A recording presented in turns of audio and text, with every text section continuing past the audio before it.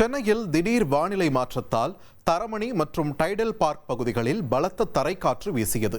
இதன் வேகம் காரணமாக சாலையில் இருந்த போக்குவரத்து காவல்துறை நிழற்குடை திடீரென சரிந்து விழுந்ததால் பரபரப்பு ஏற்பட்டது.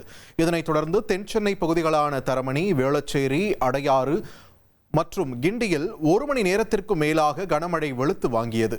இந்த மழையினால் சாலைகளில் தண்ணீர் பெருக்கெடுத்து ஓடி வெப்பம் தணிந்தாலும் பலத்த காற்றால் வாகன ஓட்டிகள் சிரமத்திற்கு உள்ளாகினர்.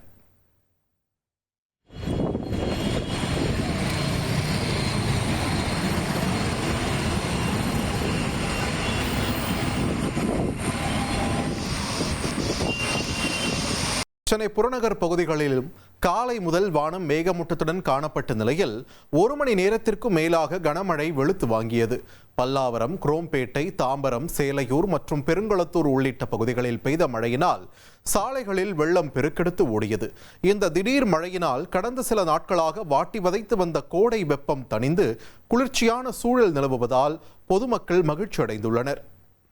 காஞ்சிபுரம் மாவட்டம் ஸ்ரீபெரும்புதூர் மற்றும் அதன் சுற்றுவட்டார பகுதிகளில் இடி மின்னலுடன் கூடிய பலத்த மழை பெய்தது.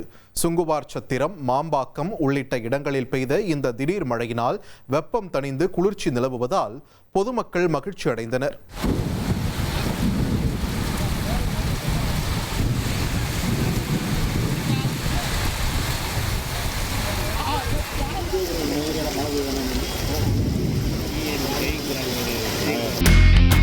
இனி செல்லும் இடமெல்லாம் செய்தி. தந்தி டிவியின் வாட்ஸ்அப் சேனலை ஃபாலோ பண்ணினா செல்ல இருக்கும் இடமெல்லாம் செய்தி.